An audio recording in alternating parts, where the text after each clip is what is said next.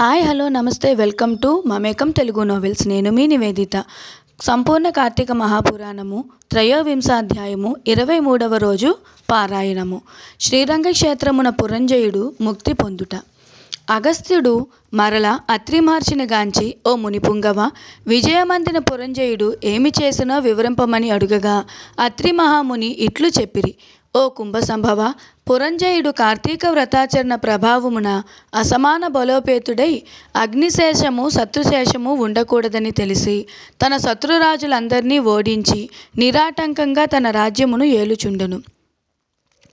తన యొక్క విష్ణుభక్తి ప్రభావము వలన గొప్ప పరాక్రమవంతుడు, పవిత్రుడు, సత్యదీక్షా తత్పరుడు, నిత్యాన్నదాత, భక్తప్రియవాది, తేజోవంతుడు, వేదాంగవేత్త అయి ఉండెను. మరియు అనేక శత్రువులను జయించి దశ దిశలా తన అఖండ కీర్తిని ప్రసరింపచేసెను. శత్రువులకు సింహస్వప్నమై విష్ణు సేవా ధురంధరుడై కార్తీక వ్రత ప్రభావమున కోటికి పడగెత్తి హరిషడ్వర్గములను కూడా జయించిన వాడే ఉండెను. ఇన్ని ఏళ అతనిప్పుడు విష్ణు భక్తాగ్రేసరుడు, సదాచార సత్పురుషులలో ఉత్తముడై రాణించుచుండెను. అయినను తనకు తృప్తి లేదు. ఏ దేశమున, ఏ కాలమున, ఏ క్షేత్రమున ఏ విధముగా శ్రీహరిని పూజించినా కృతార్థుడనగుదునా అని విచారించుచుండగా ఒకానొకనాడు అశరీరవాణి, పురంజయ, కావేరీ తీరమున శ్రీరంగ క్షేత్రమున్నది. దానిని రెండవ వైకుంఠమని పిలిచెదరు. నీవచటికేగి శ్రీరంగనాథ స్వామిని అర్చింపుము. నీవి సంసార సాగరమును దాటి మోక్షప్రాప్తి పొందుదువు అని పలికెను. అంతట పురంజయుడు ఆ యశరీరవాణి వాక్యములు విని రాజ్యభారమును మంత్రులకు అప్పగించి సపరివారముగా బయలుదేరి మార్గమధ్యమునున్న పుణ్యక్షేత్రములను దర్శించుచు ఆయా దేవతలను సేవించుచు పుణ్యనదులలో స్నానం చేయుచు శ్రీరంగమును చేరుకొనెను. అక్కడ కావేరీ నది రెండు పాయలై ప్రవహించుచుండగా మధ్యనున్న శ్రీరంగనాథాలయమున శేషశయ్యపై పవళించియున్న శ్రీరంగనాథుని గాంచి పరవశమంది చేతులు జోడించి దామోదర, గోవింద, గోపాల, హరే, కృష్ణ, వాసుదేవ, అనంత, అచ్యుత, ముకుంద, పురాణ పురుష, హృషికేశ, ద్రౌపదీమాన సంరక్షక, దీనజన భక్తపోష, ప్రహ్లాద వరద, గరుడధ్వజ, కరివరద, పాహిమాం, రక్షమాం, దాసోహం పరమాత్మ దాసోహం అని విష్ణు స్తోత్రమును పఠించి కార్తీక మాసమంతయు శ్రీరంగమునందే గడిపి తదుపరి సపరివారముగా అయోధ్యకు బయలుదేరును.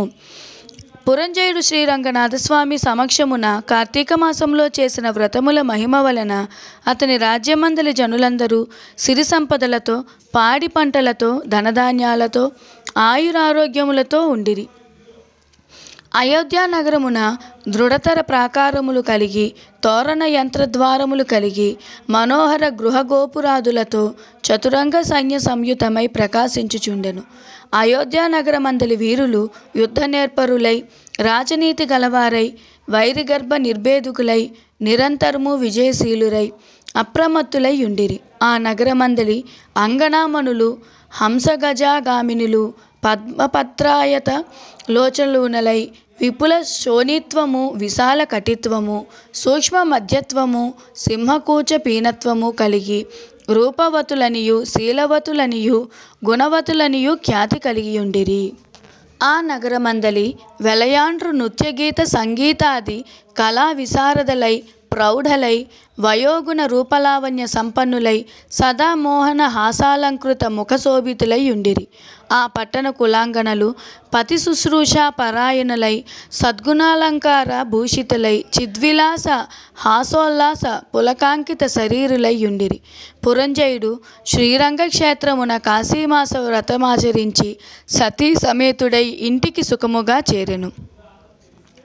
పురంజయుని రాక విని పౌరజనాదులు మంగళవాద్య తూర్య ధ్వనులతో ఎదురేగి నగర ప్రదక్షిణ చేసి నిజాంతఃపురమున ప్రవేశపెట్టిరి. అతడు ధర్మాభిలాషి అయి, దైవభక్తి పరాయణుడై రాజ్యపాలన మొనర్చుచు కొంతకాలము గడిపి వృద్ధాప్యము వచ్చుటచే ఐహిక వాంఛలను వదులుకొని తన కుమారునికి రాజ్యభారం అప్పగించి పట్టాభిషిక్తుని చేసి తాను వానప్రస్థాశ్రమము స్వీకరించి అరణ్యము కేగెను.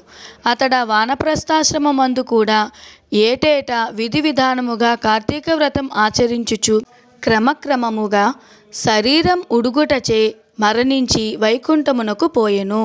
కావున ఓ అగస్త్య, కార్తీక వ్రతము అత్యంత ఫలప్రదానమైన మహత్యము కలది. దానిని ప్రతివారును ఆచరించవలెను.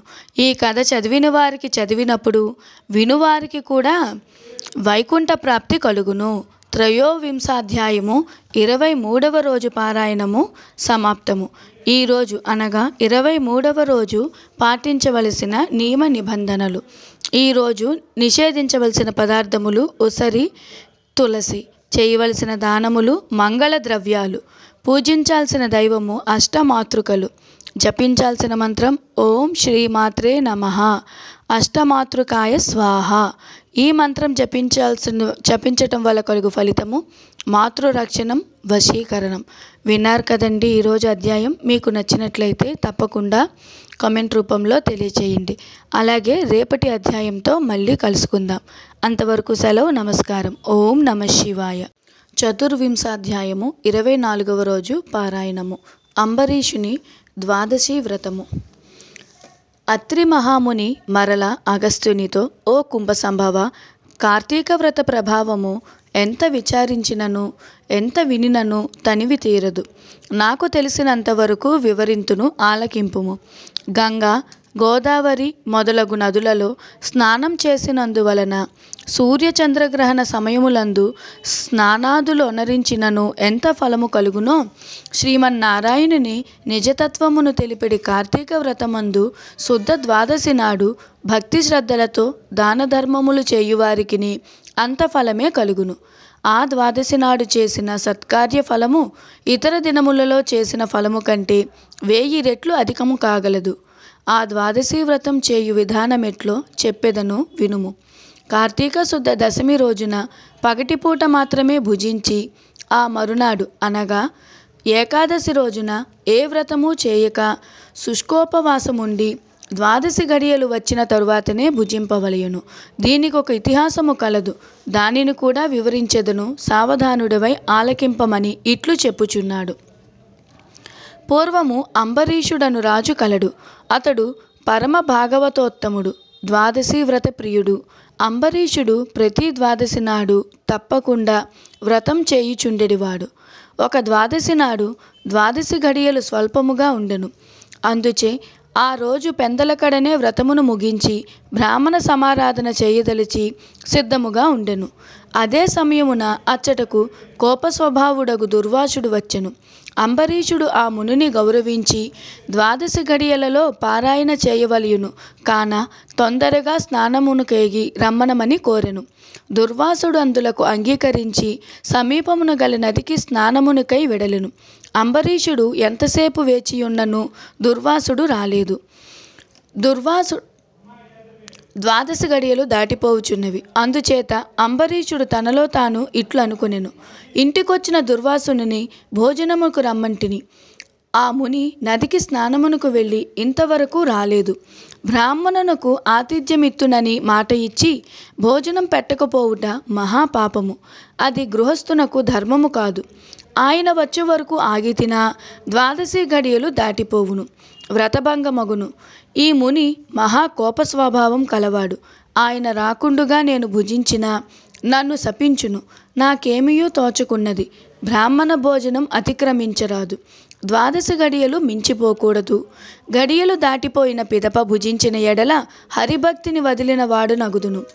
ఏకాదశి నాడున్న ఉపవాసము నిష్ఫలమగును. ద్వాదశి విడిచి భుజించినను భగవంతునకు, భోజనం చేసినను దుర్వాసునకు కోపం వచ్చును. అదియును కాక ఈ నియమమును నేను అతిక్రమించిన ఎడుల వెనుకటి జన్మమందు శాపమునకు భయము లేదు. ఆ భయమును శ్రీ మహావిష్ణువే పోగొట్టగలడు. కావున నేను ద్వాదశి గడియలలో భోజనం చేయుటయే ఉత్తమము.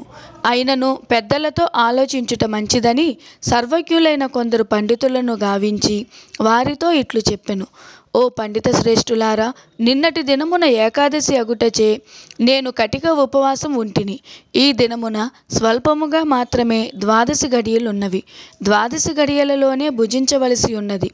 ఇంతలో నా ఇంటికి దుర్వాస మహాముని విచ్చేసిరి. ఆ మహామునిని నేను భోజనమునకు ఆహ్వానించి తిని, అందులకు ఆయన అంగీకరించి నదికి స్నానార్థమై వెళ్ళి ఇంతవరకు రాకుండెను. ఇప్పుడు ద్వాదశి గడియలు దాటిపోవుచున్నవి. బ్రాహ్మణుని వదిలి ద్వాదశి గడియలలో భుజింపవచ్చునా, లేక వ్రతభంగమును సమ్మతించి ముని వచ్చే వరకు వేచియుండవలెనా? ఈ రెండిటిలో ఏది ముఖ్యమైనదో తెలుపవలసినదని కోరెను. అంతట ధర్మజ్ఞులైన పండితులు ధర్మశాస్త్రములు పరిశోధించి విమర్శ ప్రతివిమర్శలు చేసుకుని దీర్ఘముగా ఆలోచించి, మహారాజా, సమస్త ప్రాణకోటిల గర్భకుహరములందు జఠరాగ్ని రూపమున రహస్యముగానున్న అగ్నిదేవుడు ఆకలిని పుట్టించి ప్రాణులు భుజించిన చతుర్విధానమును పచనము గావించి దేహేంద్రియాలకు శక్తి నొసంగుచున్నాడు. ప్రాణవాయువు సహాయముతో జఠరాగ్ని ప్రజ్వలిల్లును. అది చెలరేగిన క్షుద్బాధ దప్పిక కలుగును. ఆ తపము చల్లార్చవలెనన్న అన్నము నీరు పుచ్చుకొని శాంతపరచవలెను. శరీరమునకు శక్తి కలుగు చేయువాడు అగ్నిదేవుడు. దేవతలందరికంటే అధికుడై దేవపూజ్యుడైనాడు. ఆ అగ్నిదేవుని అందరూ సదా పూజించవలెను.